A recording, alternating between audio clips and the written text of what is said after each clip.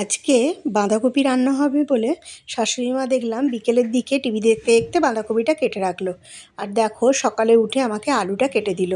আগের দিনে আলুটা কেটে রাখলে না কেমন যেন হয়ে যায়, একটু শক্ত থাকে, ঠিকমতো সেদ্ধ হতে চায় না, তাই আলুটা দিনের দিনই কেটে দেয়।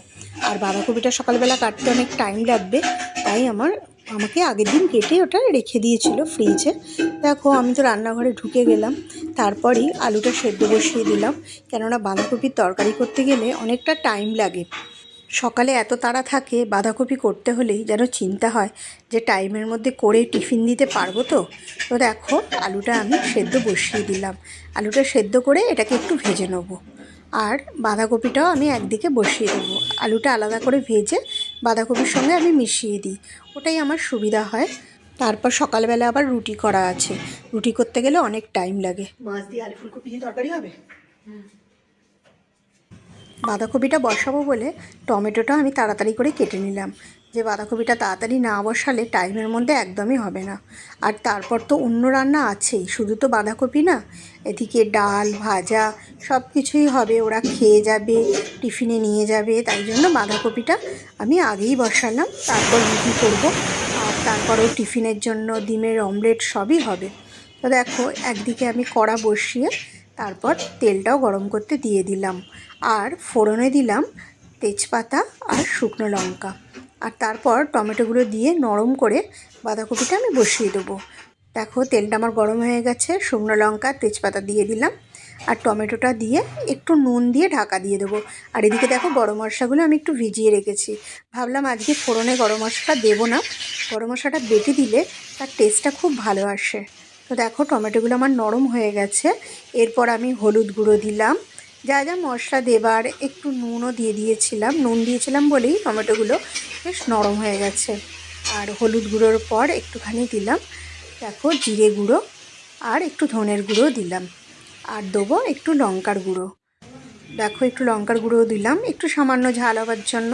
তারপর আদা বাটা দিয়েও ভালো করে আমি কষতে থাকলাম বাঁধাকপিগুলো। তারপর এর মধ্যে দিয়ে ভালো করে কষাতে হবে, আর বাঁধাকপি কষাতে কষাতেই অনেকটা টাইম লাগে, আর বাঁধাকপিতে তো জল পড়বে না, অনেক টাইম লেগে যায় বাঁধাকপি করতে। তো দেখো বাঁধাকপিগুলো আমি এবার কষাতে থাকলাম, আর একদিকে বাঁধাকপি হয়েই যাচ্ছে, অন্যদিকেও আমি আর একটা রান্নাও বসিয়ে দিলাম, আর কড়াইশুঁটি দিতে একদমই ভুলে গেছিলাম। তারপর কড়াইশুঁটিটাও দিয়ে দিলাম, আর আলুটা দেখো একদিকে আমি সেদ্ধ করে তারপর আলুটা একটু ভেজে নিলাম। আর বাঁধাকপিতে আমরা একটু চিনি দিই, একটু মিষ্টি মিষ্টি হলে ভালো লাগে। আর এদিকে দেখো গরম মশলাটা যে ভিজিয়ে রেখেছিলাম সেটাও আমি শিলনোড়ায় বেটে দিলাম। এইটুকু গরম মশলা মিক্সিতে হয় না, খুব অসুবিধা হয়, তো ভাবলাম আজকে একটু বাটাই দিই, তো তাই জন্য শিলটা ওপরে তুলে আমি গরম মশলাটা বেটে নিলাম। আর বাঁধাকপিটা আমার হয়ে গেছে, লাস্টে ঘি আর গরম মশলা দিয়ে নামিয়ে দিলাম। আজকে কটা রুটি হবে?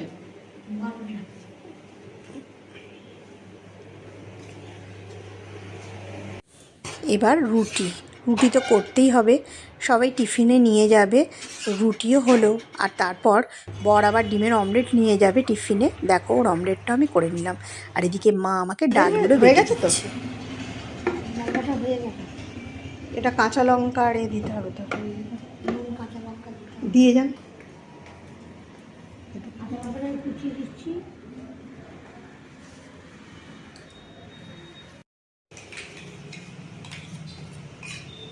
দেখো এদিকে হলো আজকে ডালের সাথে মটর ডালের বড়া, আর তাড়াহুড়ো করলে যা হয় সেটাই হয়েছে।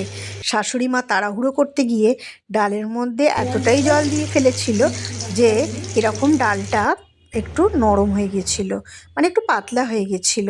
আবার বর বলল যে কালকে সোয়াবিনের তরকারি আছে, ও সোয়াবিনের তরকারি দিয়ে নিয়ে যাবে, আবার ওর সোয়াবিনটাও গরম করতে হলো। দেখো এদিকে ডালের বড়াগুলো আমার ভাজা হয়ে গেছে, আর ওর টিফিনে আজকে ছিল সোয়াবিনের তরকারি, রুটি আর ডিমের অমলেট, এই ছিল ওর আজকে টিফিন।